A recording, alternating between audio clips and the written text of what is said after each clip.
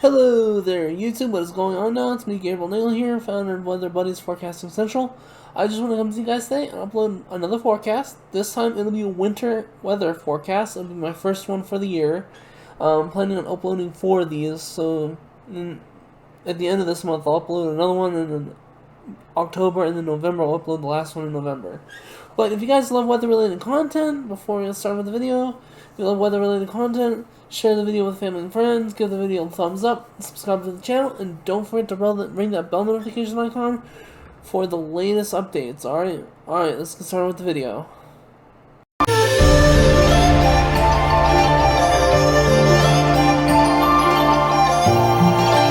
Here we are with our first winter outlook discussion. So let's go ahead and move on to the first slide of this.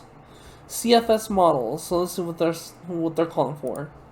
So this is a 3-month outlook for temperature, for precipitation. And as you can generally see, it's going to be wet across the northwest, generally across the northwest. So from Washington to Oregon to Idaho, Montana, parts of Wyoming, and then it's going to stretch all the way down here into the western half of the wet Midwest. And also we can be expecting some kind of an Ohio River storm track. Again, this is going to change. That's why I'm uploading 4 of these forecasts, because this will change. Dry across Texas, and this isn't going to be a full 100% dry because again it's not showing that, but you will get occasional storms that'll come through here, generally diving from the northwest and coming down through New Mexico, Colorado, and then going through Texas and then pulling into a northeasterly trajectory like that. Also, we could have some New England coastal storms that could be possible. It's gonna be a below average for Florida. Most of the Mid-Atlantic is calling for below average. But that again will change, guaranteedly will change. So yeah, we have a little bit of a wet slot right here. Not really showing wet, but there's indications that there could be some green anomalies that will show up here across Arizona and western New Mexico. If that happens, then we may be in for a big winter for ourselves. But yeah, while most of California stays dry. All right, now I'm gonna move on to the temperature of this model, and I'm not really going by temperatures a whole lot here, but the cold air intrusions are gonna stay pretty much generally confined in the northern half of the Midwest, northern half of the country. We could see occasional cold air intrusions in the Intermountain West. Also, definitely would have to watch over here in the Mid-Atlantic to the northeast and in New England, as they all can experience cooler than normal conditions there too. As for the rest of the country, this is kind of very La Nina-like. That's what this model's going by. It's going by La Nina.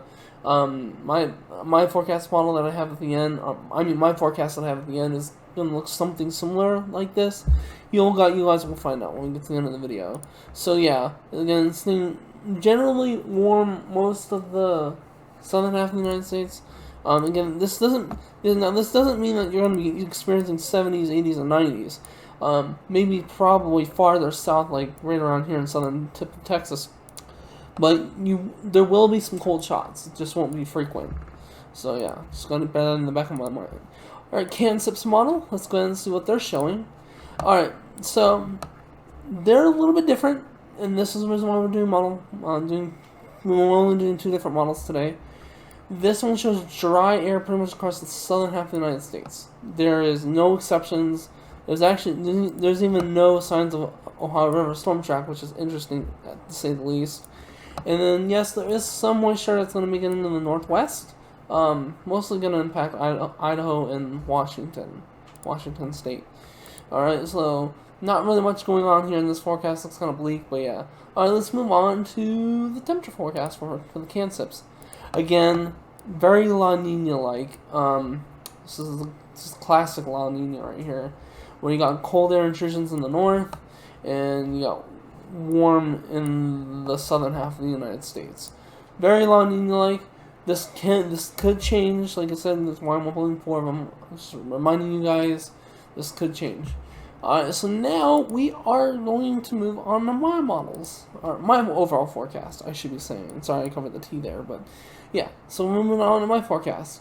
It's an overall forecast, just so you guys know. It's not just one or two different maps. It's one single whole map. Okay, so I'm just letting you know now.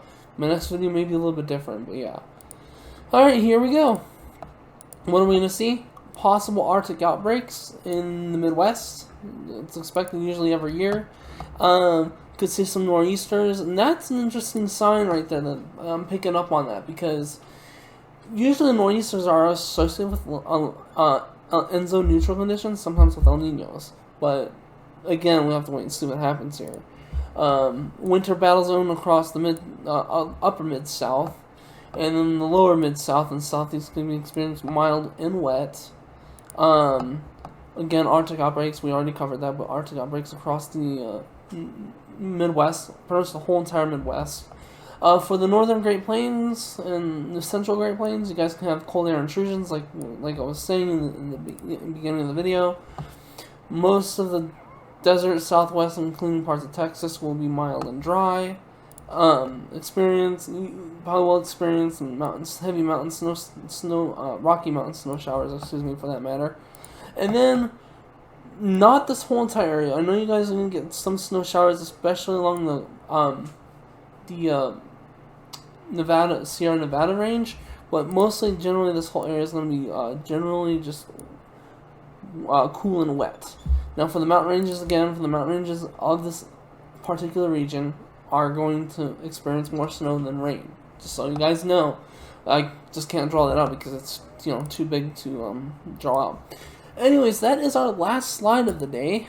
If you guys love weather-related content, you guys love my forecast, and also being able to include other models and stuff in there, please subscribe to the YouTube channel, give the video a thumbs up, share the video with your family and friends, and don't forget to ring the bell notification icon for the latest updates. Also, we have a friendly Discord server, family-friendly Discord server. You want to join it, I'll put the link in the description and also pin in the comments. Alright, you guys have a good one. We'll talk to you later. Bye.